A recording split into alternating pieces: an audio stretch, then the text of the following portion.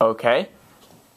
So you tell me about how you got your Harry Potter scar. A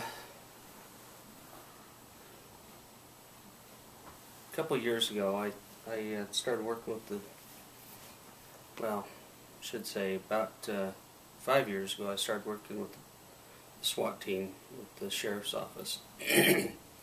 I'm a bomb technician. About 10 years ago, about 8 years ago, I started working. I went to a whole bunch of FBI and Army training, and I'm a bomb technician.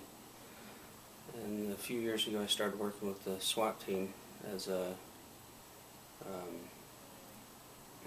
explosive breacher, as somebody that opens doors with explosives. And a couple of years ago, we were working up at the university, USU, in one of their old buildings they were going to tear down. And so I dressed up like I usually do. I had my big helmet on and my bulletproof vest and bomb vest, and so I was pretty safe and secure. And we went through blowing all the doors off of the old engineering building. And there's another guy that I work with that's also explosive breacher, and I thought I'd give him some experience.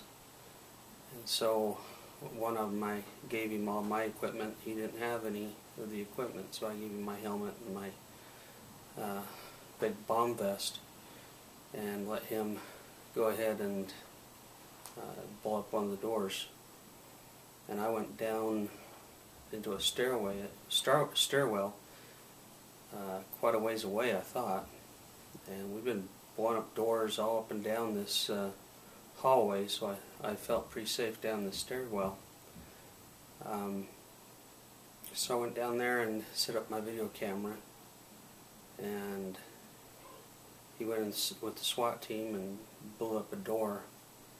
And next thing I know, this window right behind me and up about 20 feet, great big window broke and came down on top of me and gave me cuts all over my head and all over my arms, and I have a nice one up here on my head, nice little scar from it, and then a bunch of glass in my head and everything else that they had to take out. And which was fortunate the SWAT team was there, because we have some SWAT medics that are with the SWAT team, and they I think they kind of laughed at first because the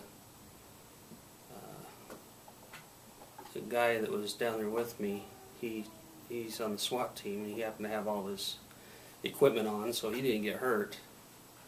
And he saw me bleeding over, and he yelled, he screamed, "Medic, medic," and they were all laughing, and then they saw the blood, and they came running down, and one was a paramedic in Iraq. He'd been in Iraq for about a year and a half, and so he'd just gotten home about a month before, so he knew exactly what to do, and put bandages all over me and had me all bandaged up in no time, and I was up at the hospital pretty quick. They pulled glass out of my head, and it was kind of fun.